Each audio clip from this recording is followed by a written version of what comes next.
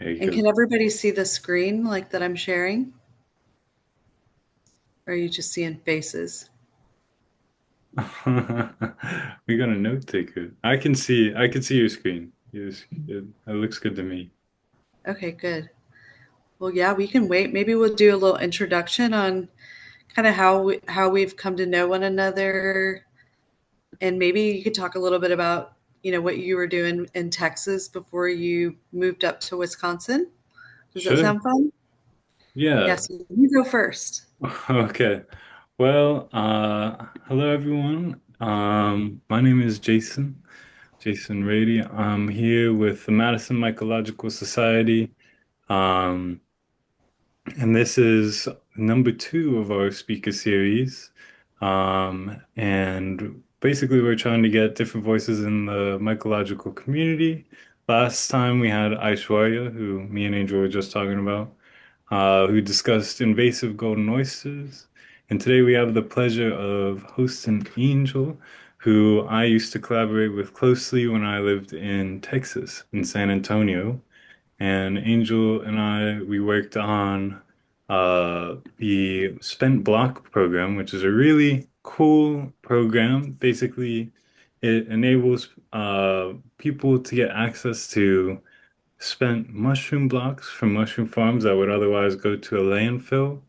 And people can use these for experiments, for at-home cultivation, essentially for free, or for a lot of people use it for composting for their gardens. And that was really cool. And we also worked on a bunch of workshops together. And Angel, I have had the pleasure of seeing Angel speak on a number of topics. So had to get her back on board when I took over the speaker series for MMS. Angel, if you want to give an introduction for yourself and Yeah, yeah. I guess too, like I'm curious before because I have my kind of about me like in my presentation. So before I get started, maybe can you tell people that might be joining us? And yeah, and everybody feel free to in the chat let us know where you're coming from. I know we had a lot of people coming from Texas that signed up through our website, but would love to hear where everyone else is coming from. But I'm curious too that with the mycological society that you're affiliated with, what type of things do you all do? And then, like, what's the season like right now? Like, what kind of mushrooms is everybody seeing? Like, what's going on in your part of the country? So it's always fun yeah. to hear about. Yeah, it's interesting moving out of Texas and coming up to Madison. I would say it's a pretty big climactic change. I never lived up north before, so it's quite the shock, I'll say that. MMS is a relatively small club, but I'd say we punch above our weight. Madison's a city of maybe 100, 200,000 people. But it's a pretty active community, and we do workshops, we do forays, we do little get-togethers, and we have a speaker series. And right now, I'm trying to collaborate with the Wisconsin Mycological Society, which is a much bigger organization. Have some friends over there who are very active. We're trying to pull in some really big speakers to come and visit us, and we're trying to organize some big projects and things like that. Um, Nice. whoa, from Germany, oh my Lord. Yay. Awesome. Well, Thanks for joining. Angel, would you say you'd want everyone to save their questions for the end? Put them in chat. I think that'll be easier because I won't be able to see, since I'm only on one monitor, I won't be able to see people's questions popping up. All right. So, so yeah, I'm gonna just go ahead and get started. All right. Just So this. for the participants here, for the viewers, as we're going through here, if you have questions, feel free to put them in the chat. At the end, we'll have like 20 minutes of Q&A, and me and Angel will be able to go through as many as we can. So feel free to jump in there. All right, go take it away, Angel. All right. Yeah, thanks for having me, Jason. This is exciting, and I'm glad to hear lots of exciting things happening up in your part of the neck of the woods, as we like to say. But yeah, so I've been organizing and doing a lot of programs with Central Texas Mycological Society. But really, my interest in fungi and mushrooms, it's both kind of personal, and I do have a lot of interest in like the academic study, the research side of things, and also just understanding the historical significance of how mushrooms and fungi intersect with art and spirituality and our existing power structures. And so I actually put this presentation together about 4 years ago. And it was really like a way for me to kind of dig into like understanding mycophobia, like because a lot of people consider North America and kind of the West or the global North to be very mycophobic. And so I went down a big rabbit hole, you know, and I was digging up, and there were so many books already published and lots of academic research, and even just a lot of like erasure, like cultural erasure. And it was originally about 3 hours long. And so I just want to preface too that like these are just like things that I've come across, and this is in no way like holistic or, there's we should poke holes in this and find more things to think about. And that's this is a pretty shortened version, because I originally did it and it was like 3 hours long and there was like almost too much information. And so I've shortened it to about 40 minutes and really have like kind of the highlights, like the important points in history. And you can kind of see here on this next slide, this is kind of like a really good timeline of kind of how I take you on this sort of mushroom trip. And so we're going to look at how mushrooms have shaped human culture from ancient sacred rituals to their criminalization in modern times, and kind of look at the war on drugs in quotes and kind of broader terminology, because we'll start to see how it really was like a war on nature tied to colonization and sort of forced materialism and societal control. And so I start off kind of talking about alchemy because that is like the precursor to chemistry. And it was deeply rooted in nature initially, and like so ancient cultures, including the Egyptians, the Greeks, and Middle Eastern cultures, practiced alchemy as a spiritual, medicinal art. The emerald tablets, which you see a replica to the right, was attributed to a fellow named Hermes. And he spoke about this sort of universal connection. You may have heard of like as above, so below. And this concept mirrored a more holistic worldview of a lot of the pre-colonial societies that saw nature as like a sacred force rather than a resource to exploit. And so a lot of that changed when Alexander the Great conquered Egypt. He gained access to these secrets. And so, including the emerald tablets, there were about 42 estimated hermetic scrolls, and and they were thought to be about 38,000 years old and written in this very ancient Phoenician text. And so they were found in this tomb in Heliopolis, and the scrolls were archived, and the tablets, Alexander the Great, he wanted to make this information open, less sacred, like make it open for everyone. Kind of how we see like open source today, like make it available to everyone. And Alexandria and its libraries were used to study these texts. Scholars were assembled to do translations, and things were translated. And although much of this information was lost in various conquests, although some of the scrolls were survived and later translated into Latin and brought to Europe.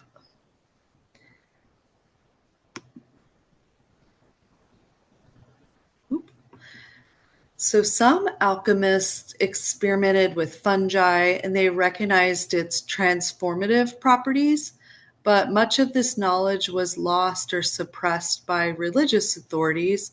And so this illustration that you see is from the Book of Lambspring, and you see a man intoxicated on what looks like maybe an Amanita muscaria or the fly agaric, and he clutches one mushroom in his hand, and he holds his other hand on his forehead as if things are pretty intense.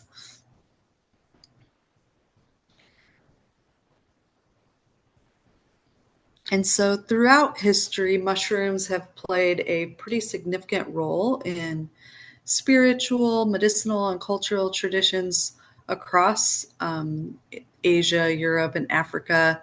And in India, the ancient texts like the Rig Veda referenced something called soma, which was a sacred, mind altering substance. And there's lots of books written about this, and some scholars believe that it had either psychoactive mushrooms or plants, and it's pretty debated on what that is. Um, and so I like to include this slide of this ancient mushroom art because if you are from Texas, you know that the longhorn is a very important symbol. And the last time I gave this talk, I did it at the Texas Mushroom Conference at the University of Texas. But this is a prehistoric archaeological site of Selva Pascuala in Spain, and it's a cave painting about 6,000 to 8,000 years old. And you see this bull, maybe a longhorn. So Juan Ruiz, an expert on this site, and the late mycologist Gaston Guzman from Mexico. He's the leading authority on psilocybin or psilocybe, and he suggests this post-Paleolithic ritual use of active fungi. And so this mushroom is believed to be psilocybe hispanica.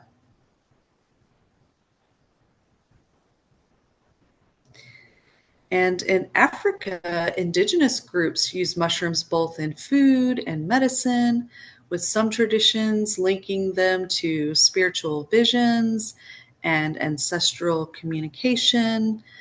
So, evidence of psychoactive mushrooms use in prehistoric wreck art. Here you see what is called the bee mushroom man, or it's at this place called Tasli in Algier, and it's in Algeria.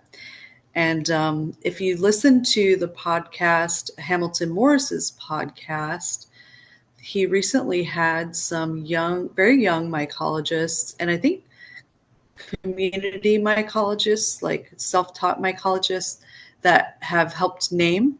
And they also did a lot of ethnomycological studies and worked with the elders and the religious healers in the community and learned more about how these mushrooms were used in kind of the South African region of Africa. But the mushroom you see here on this page is the one that was just named, I think, last year.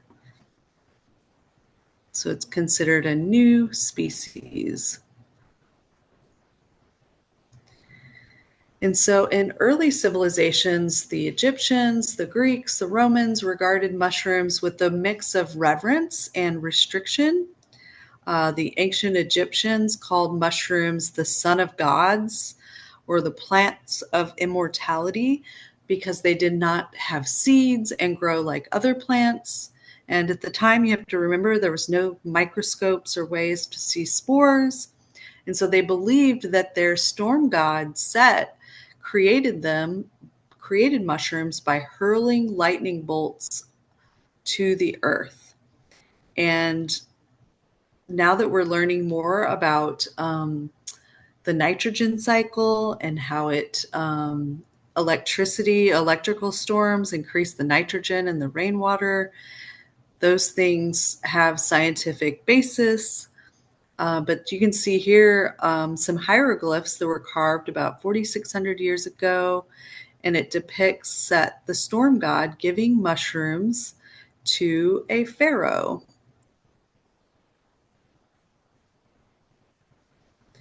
And so Siberian shamans famously consumed Amanita muscaria, using its psychoactive properties to enter their trance like states and commune with spirits, a practice that may have influenced folklore, including the Santa Claus myth.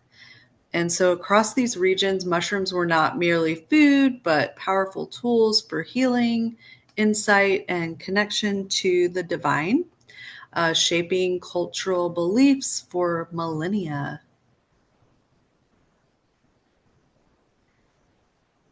And in China and Japan, Lingzi, or we know it as reishi, was revered as the mushroom of immortality, consumed by emperors and monks for longevity and enlightenment.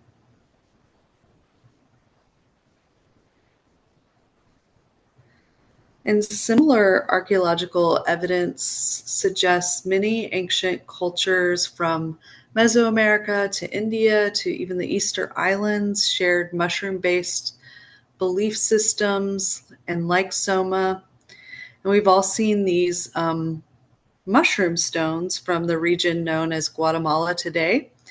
And the jaguar was symbolic of the underworld and the Mayan culture there. And so it represented the power to face one's fears or to confront one's enemies. And you can also see these side by side, kind of almost, it almost looks like an umbrella from like different regions of the world. They were created around the same time.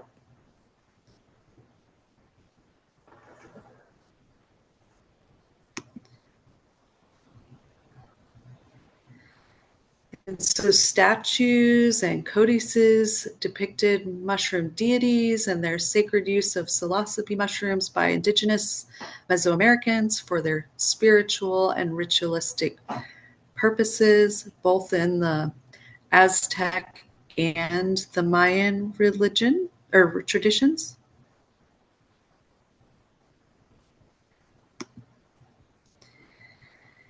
And here, at first glance, you see the face of weeping gods, giving the illusion of a deity with dangling eyeballs. However, if you look a little bit closer, you'll notice the dangling eyeballs are actually mushrooms.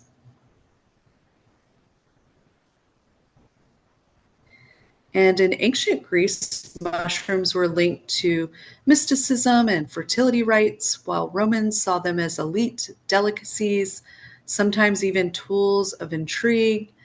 And so here we see Persephone and her mother. They're looking at a mushroom, and it symbolizes the psychedelic ritual that happened every spring, called the Eleusinian Mysteries, and that happened for thousands of years, and it symbolized rebirth, regeneration, and the myth of her underworld descent into rebirth. And so here we see a couple of different depictions from different parts of Europe. The psychedelic gospels explore this provocative theory that early kind of Christian art or Gnostic art contains visual evidence of psychedelic mushrooms as part of a sacred ritual, focusing on the illuminated manuscripts from the Canterbury Psalter. And the authors of this book that came out several years ago, it argues that the visionary fungi played a hidden role in Christian mythicism, offering a radical reinterpretation of religious history through the lens of ethnomycology and sacred art.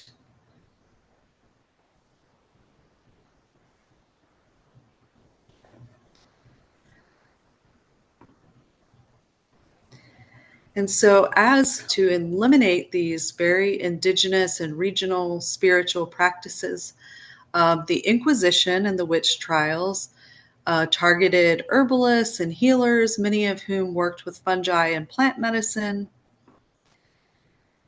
And so you may have heard of like Reinheitsgebot or the Bavarian purity laws, which banned the use of psychotropic plants and fungi in brewing, and it reinforced a state of control over these conscious altering substances. You were only allowed to use water, hops, and barley, and these laws were not actually overturned until the 1980s. And so you actually see this stamp here, which is commemorating the, gosh, I mean, hundreds of years of these purity laws. And so when you go on to, I didn't check today, but I usually go on to Untapped, which is a fun app where you can look up different types of beers. And over time, like it's kind of fluctuated because like craft beer has kind of had some ups and downs over the last several years, but currently, like most recently, just a couple months ago, there are about 37 mushroom beers, which is pretty exciting. And funny enough, Jester King, several years ago, they were when Smallhold was still here in Austin, they actually grew a lot of yellow oysters, and they made this beer with the yellow oyster. And I don't know if it did so well. I tried it a few times and I didn't really like the taste of it.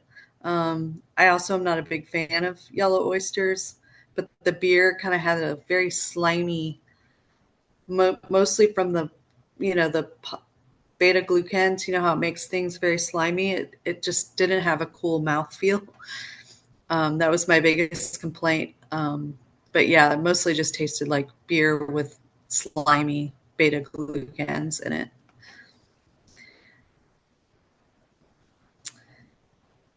So, oops, I accidentally skipped one. So the Galileo affair happened around the same time the purity laws were created, and alchemy was banned.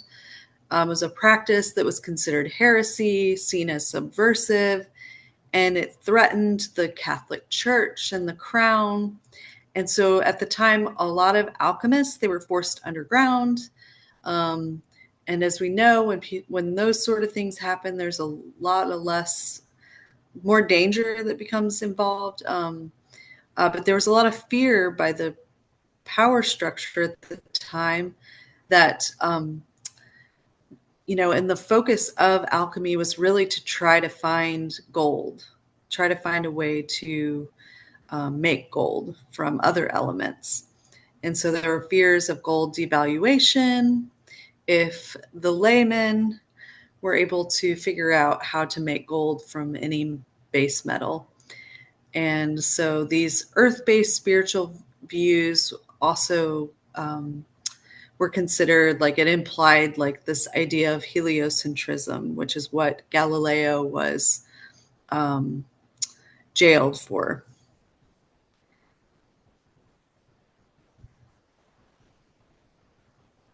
And so just a few years later, the Spanish invaded and occupied the Aztec Empire and outlawed sacred mushroom rituals, labeling them as demonic. And this erasure of indigenous knowledge continues to impact modern perceptions of fungi, although a lot of that mycophobia, it's been changing quite a lot, especially with the younger generations in Mexico and beyond.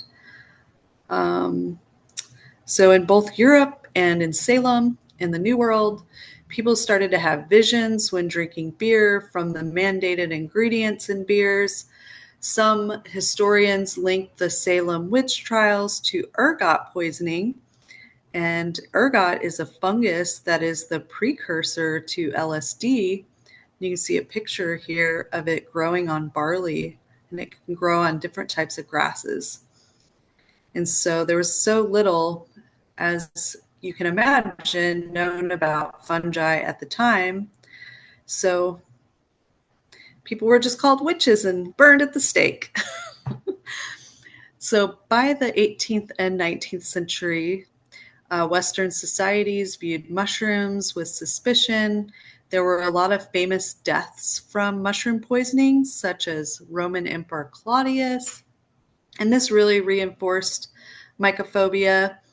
And at the same time, mushrooms continue to be shown and told in stories and in folk art, and sometimes not even folk art. So here you see Claude Ibrit's art. This is kind of the age of scientific illustrations began. So before, we had photography, Europeans, they would use illustrations to identify the mushrooms. And this flourished during the Renaissance, and artists documented plants and mushrooms for medicine and science. And a lot of that control and the power and the money, that was controlled by the crown. And so only certain people were allowed to have these jobs. And a lot of time their work wasn't really even that celebrated till way later. But these are some really nice illustrations.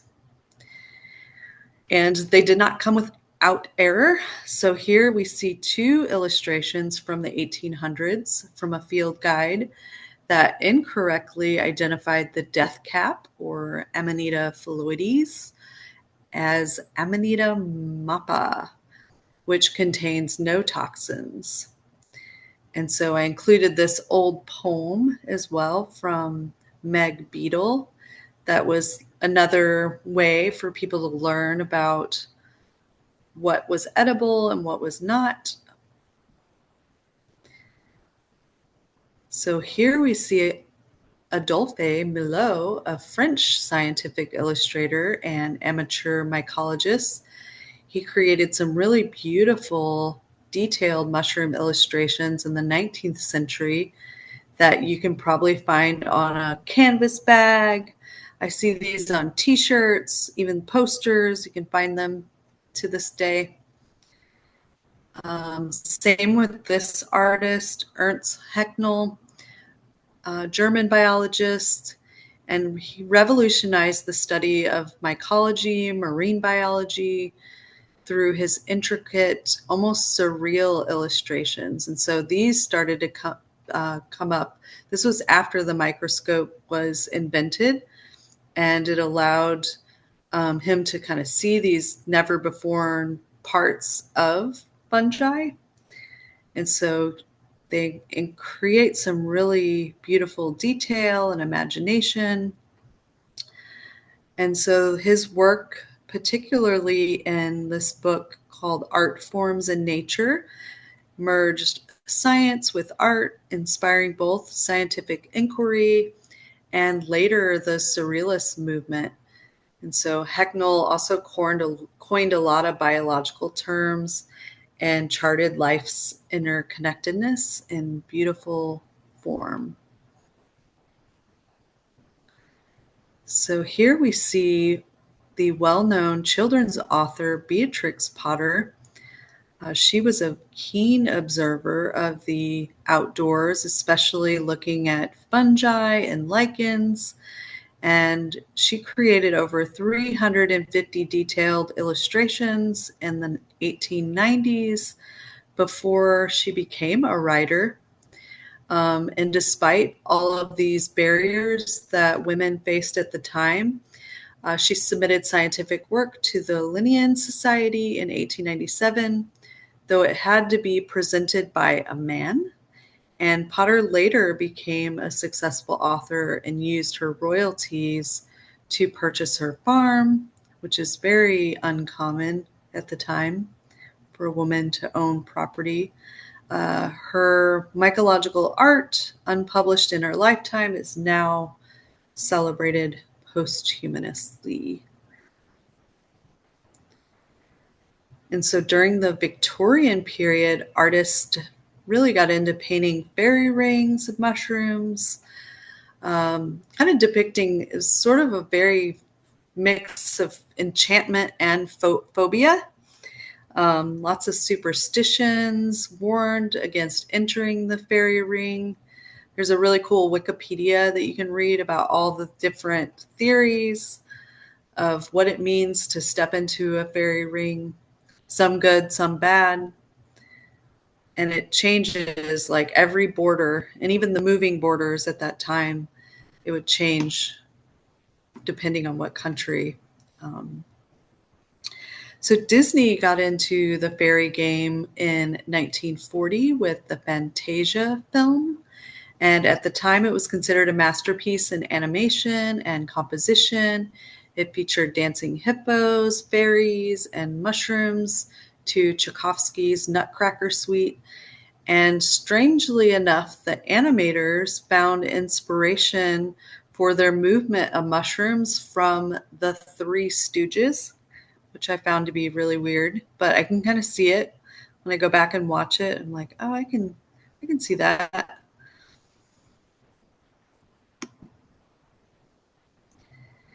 And so Alice in Wonderland by Lewis Carroll featured hallucinogenic mushrooms, possibly inspired by Scandinavian and Siberian shamanic traditions. And so the illustrator, John Tenniel, wasn't so much into mushrooms, and he would always depict the caterpillar, like in other publications he worked on, as the Pope, because I think there was a pope that was very disliked at the time. But you can kind of see in the more modern version of Alice in Wonderland, Tim Burton's version, the film really highlights that it was an Amanita muscaria. And we learn that shortly before writing Alice in Wonderland, the author, Carol, visited the Bodleian Library where a copy of this book called The Seven Sisters of Sleep, it was published in 1860, it was missing the Amanita muscaria chapter. And so Carol was very fascinated by Russia and their mycophilic culture. And it was actually the only country he had visited outside of Britain. And he was very drawn to the accounts and how the Siberians used them. And, caused that sensation of growing or flying. And so, yeah, so the more well known what mushroom he was writing about. So in the 20th century, mushrooms played a more destructive role in war, science, and counterculture. The atomic bomb, or the mushroom cloud, is a dark and ironic symbol of human destruction. And if you've read Anna Singh's book, Mushroom at the End of the World, you can also learn that maitake, or it's matsutake mushrooms, were some of the first things that would fruit out of after these atomic bombs in the forests in Japan. So even despite the destruction, mushrooms still renew in these disturbed landscapes. So during the World War I aftermath, surrealists rejected rationalism and they embraced the subconscious. So Toyin was a key Czech surrealist who used masculine pronouns, depicted dreamlike fungi scenes, blending reality and fantasy. Though male-dominated early on, surrealism attracted women artists before being suppressed during the Nazi occupation and World War II. So I always tell people this Toyin painting is how I feel during our morel season, like want to cry. Although, yeah, these last few years, it's been very droughty. No morels in Texas.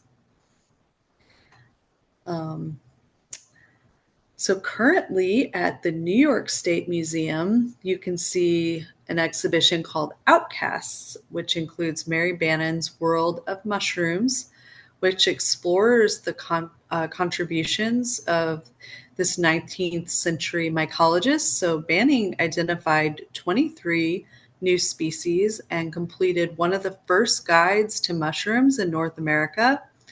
Almost no one in her day knew of her discoveries or about these beautiful illustrations she produced in her self-financed home laboratory. And her beautiful, vivid illustrations and personal writings are on exhibition, and they highlight her scientific passion and challenges faced as a woman in science. And it celebrates fungi's beauty while honoring Banning's legacy in the history of mycology and illustration. So if you're up in that area or taking a summer trip up near Albany, it's worth checking out. So before the 60s, sacred or psychedelic mushrooms use were not really understood or common in the US. There may have been some like folk use, but it's nothing that was ever published or known to the wide population. And so there were a few key events in popular culture that made psychedelic mushrooms ubiquitous in art and use. And in 1957, Life magazine did a cover story, Seeking the Magic Mushroom, which was a photo essay by amateur mycologist J.P. Morgan. He was also he was an amateur mycologist and publicist for J.P. Morgan, Robert Gordon Wasson. And he described his experience taking psilocybe mushrooms in 1955 during a Mazatec ritual with a shaman named Maria Sabina in Oaxaca, Mexico. And so Wasson was one of the first Westerners to participate in this ritual. And so the Life magazine sparked some intense Western interest in this ritual, bringing a lot of harmful attention to the Maria in this part of the world. And at the time, foreigners were allowed to travel in this area. So the community became very overwhelmed, and her community became very upset at her for letting this sacred knowledge out to the larger public. And her house was even burned down. Um, and so she regretted sharing this information, but Wasson was, he claims that he was trying to just sort of as an ethnomycologist share this knowledge. And there's a lot of debate in different communities about like coerciveness and consent and all of those things that we know today. Like those things weren't really in place at the time. And so I'm sure there was a lot of kind of cultural and language gap barriers and things that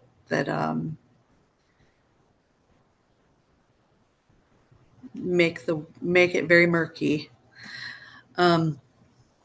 So declassified documents now reveal that the U.S. government studied psychedelics for mind control, shaping later policy on drug criminalization. So we know that the TV show The Stranger Things on Netflix and is kind of supposed to be about this, like some of these experiments on mind control. There's another documentary called Wormwood by Errol Morris, which is Hamilton Morris's dad. You should check that out. That's also on Netflix. That's more on LSD and some of the research and kind of experiments that the feds were doing at the time. And so the Nixon administration classified psilocybe and psychoactive plants under Schedule 1 of the Controlled Substance Act in 1970, and not for public safety, but to target the counterculture movements at the time. And so this really jump-started what we call today the war on drugs, and eventually led to mass incarceration, or what some people call the new Jim Crow, which we're fighting against today. So minorities, poor people, and dissidents were targeted. There are more African American men in prison today that were slaves in 1850. And we have more people incarcerated per capita than any country in the world. And so here you can see a quote from the Nixon policy advisor at the time.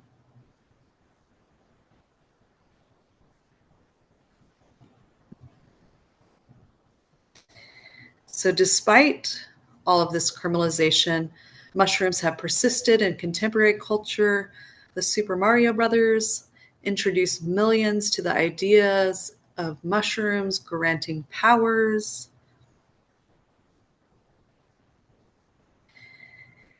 And so we see here Japanese artists Takashi Murakami and Yayoi Kasuma, and they integrate mushrooms into pop art that reflect the whimsical and both deeper themes of consciousness.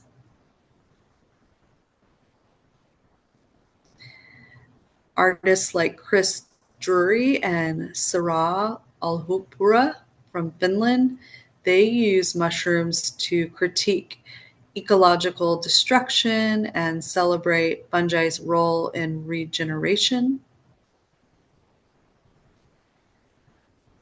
And if you watched Common Side Effects on HBO, it's a powerful reflection of the war on nature and the ruling class historical control over mushrooms.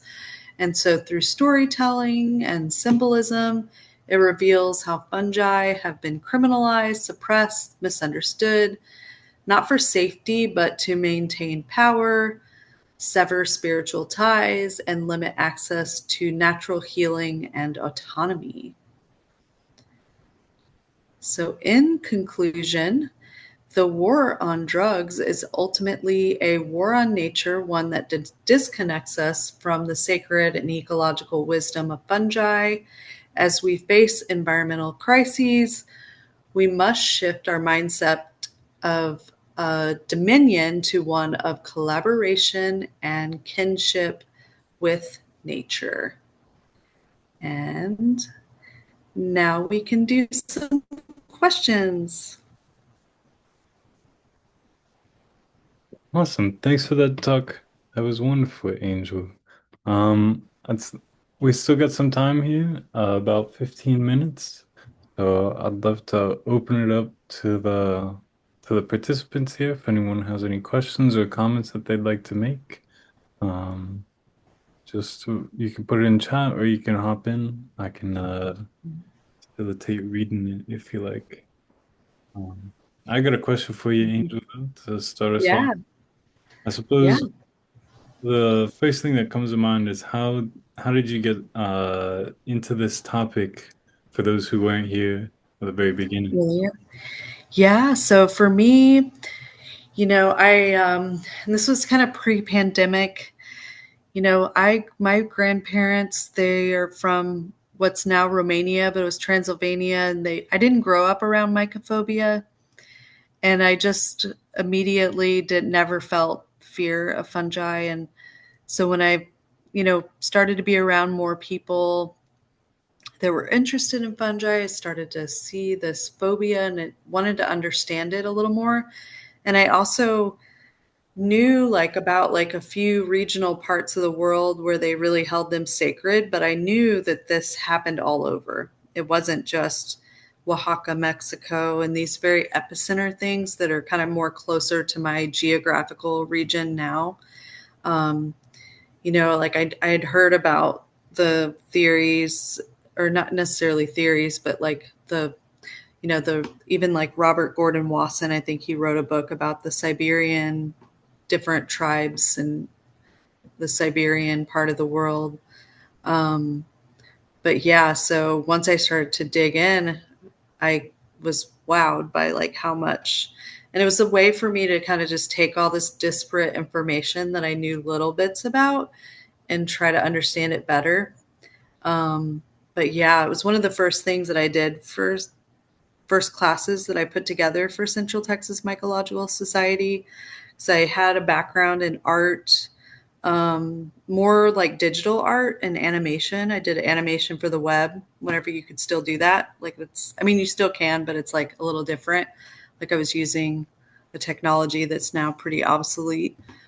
Um, but yeah, so I was into art already, like kind of not so much like I didn't study art history or even anthropology, but just my curiosity just took me on a long journey. And then I think once the pandemic hit, it even like I even started to read things and look into things more. Um, but yeah, if anybody wants a book of recommendations of books, because this is very like my talk is like very summarized, like very just bite size, and there's like whole books on things. And there's a few that I mentioned in the talk, but there's like a few more that I can recommend if people want a All right. full book list. Jackie and John are asking if you're aware of any current effort or program that has identified and presented specific proven benefits of fungi to the health community and the government entities. I'll hop in here real quick and say, it kind of depends on what you mean, of course, by fungi. The most famous fungus for health is probably penicillin mold. People forget Mhm. about that. So, just to show that fungi are whatever, nature's alchemists, you might say. So Yes. they make lots of very interesting chemicals that can be useful for our health, so much so that we kind of take them for granted. But take it away, Angel. Hmm. Yeah. Yeah. There's, as far as like sacred mushrooms or psychedelic mushrooms or magic mushrooms, there's, of course, a lot of research happening all over the place. I don't really focus so much on that, to be honest. Like, there's so many nonprofits and organizations that are working in that space, especially helping people with like PTSD and veterans and, just even, people that are dealing with the ordinary stresses of living in Western society. Like, there's so many groups now, and almost every university has a program. I keep seeing new universities doing studies. So there's got to be, and there has been a lot of really good studies already starting to come out about the benefits and kind of seeing these sacred mushrooms looked at as more medicinal mushrooms rather than a quote like, demonized or called drugs or whatever we want to, they were called. But it really, like, to me, I knew that it was like, like the Nixon era, the war on drugs was not really the start of the war on drugs. It was like it had to been more, like, a lot goes back a lot further. And I just started to unpeel the onion, and I knew, mushrooms were used by all of these ancient cultures in their medicine and in their food. And I just wanted to see, I wanted to understand a little bit more about like what was it um, that kind of took that away. And a lot of it has to do with that period in the like 15th century, the purity laws and the power that was gained by the Catholic Church at the time that wanted to have control over what people put into their bodies and kind of demonizing people that practice other things. But there was a lot happening at that time too, because it was like the Black Plague. And some people even say like the Enlightenment, the period of Enlightenment had a lot to do with these translations of texts that were coming from the Northern African regions. Like that was what was giving the Enlightenment. And even kind of in my longer version of the talk, I talk about how even like the maps and the ways to do travel by sea, like that was taken and by Alexander the Great, and eventually those things were translated and made it to Europe, where these, the different crowns could send people out to go look for gold in different parts of the world. And gold, as we know, in like Mesoamerica, it wasn't even used as like a monetary item. It was used for funerary wear, and it was like represented the sun god. Like that's more of the Incan within the Incan tradition. But this kind of obsession with gold to me really feels like the beginnings of colonization and transmuting things into other base metals or plants or whatever, trying to use alchemy to create gold. That obsession kind of doesn't really, I mean, gold still has value today, but it's like now we're fiat. It's like crypto. It's just an idea now. What kind of books would you recommend to someone who's interested in learning more about the topic? Yeah, so there isn't one thing that pulls things together in quite this way. But there's a book called Soma that was written by, I'm trying to remember his name. It was like Chris something.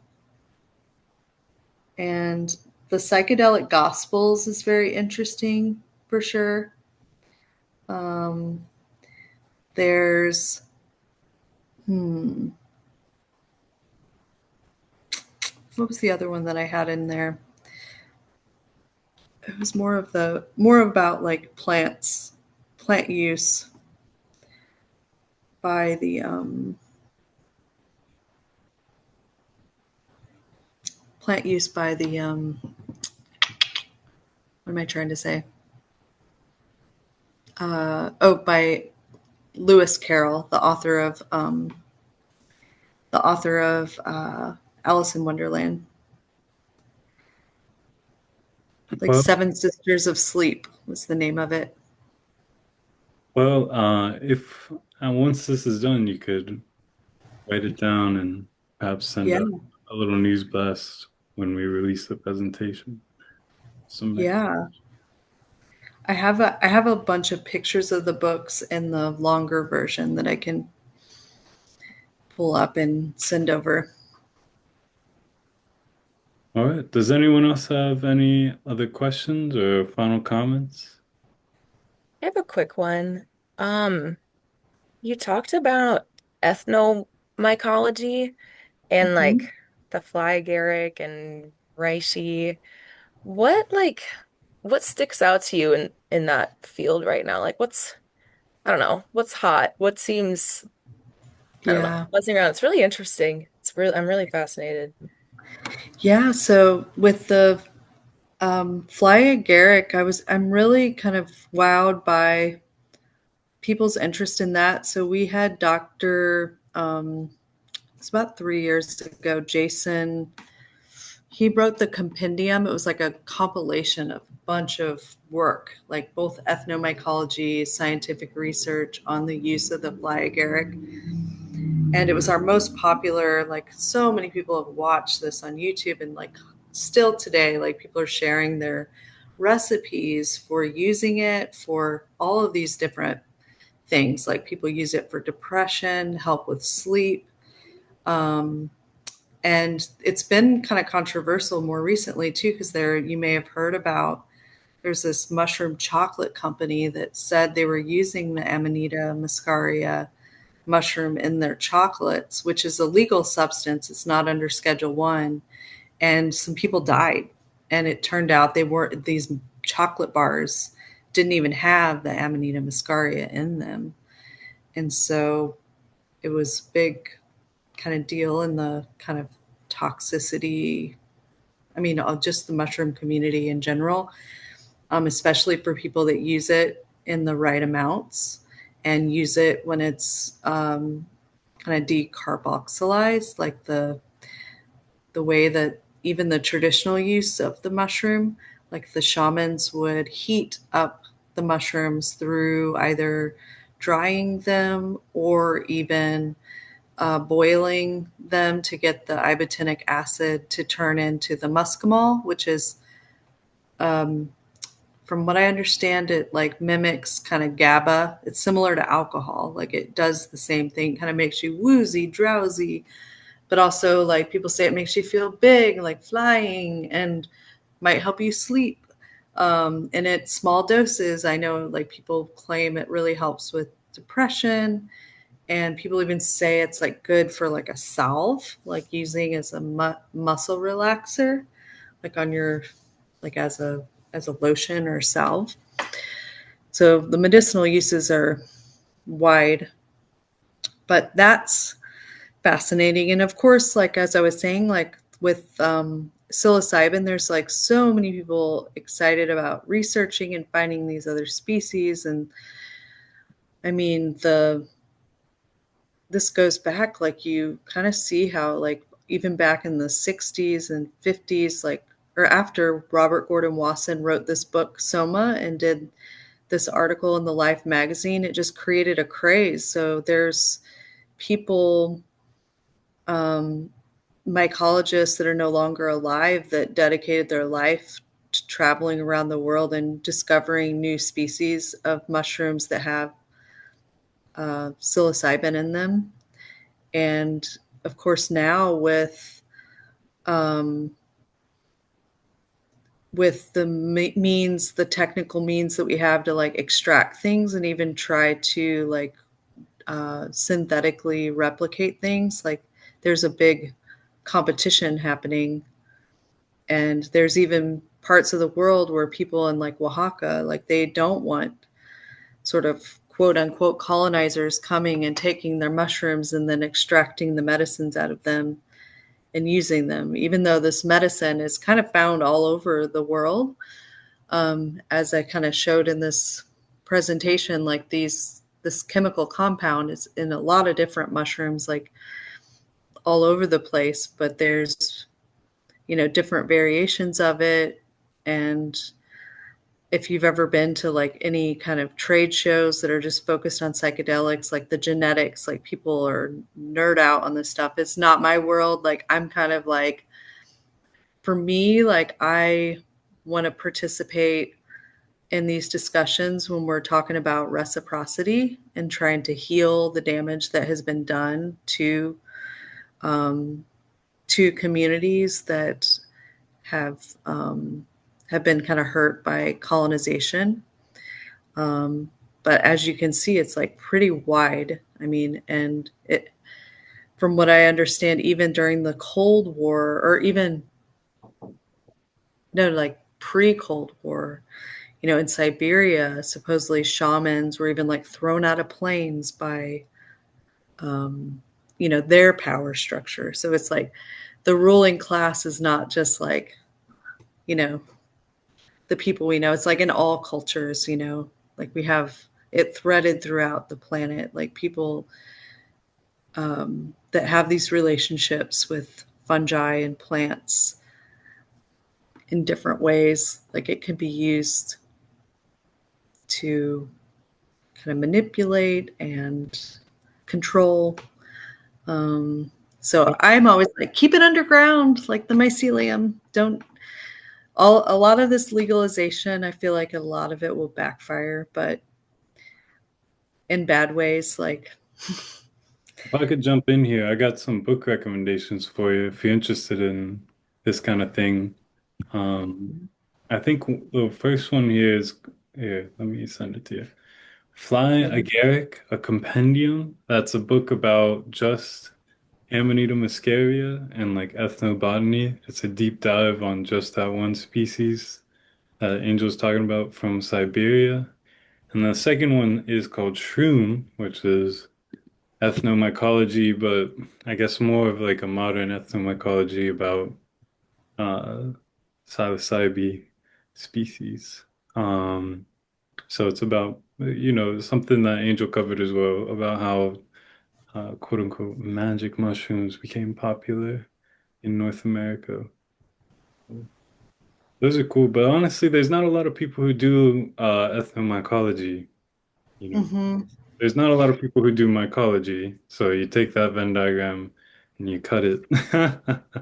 Yeah, it's like kind of intermixed. Like there's a book even just called Mycophilia that just talks about like phobia, but it's like more in a broad context, like culinary and sacred mushrooms. But yeah, like I know a lot of people really get into Terrence McKenna, and there have been some writers like in the indigenous space. There's one book that came out called The Way Through the Woods, and that is more coming from indigenous. It's written by Woon Long knowledge, so and it's more kind of gets into like grief and loss, but also like ecology. Yeah. All right. Well, with that, we've hit our hour mark, and I want to be respectful of Angel's time and thank everyone who came out to ask questions and take a listen. Thank you, Angel, for your Yeah. presentation and taking your time to come and speak with Yeah. us. Of Um, course. Yeah. And if you do put a recording up, I can share it out to our community too. Absolutely. I will share it. And just so everyone's aware, this is Madison Mycological Society speaker series. We'll be doing another one of these next month and every month for the foreseeable future. So check back in and you can see more of Angel stuff and learn more about what to do in Texas through Central Texas Mycological Society. Give them a check out too. They're pretty cool. All right. Well, Thanks, Jason, for putting this together. yeah, it was my pleasure. All Farewell. right. Bye. Bye. Have a good one. Bye.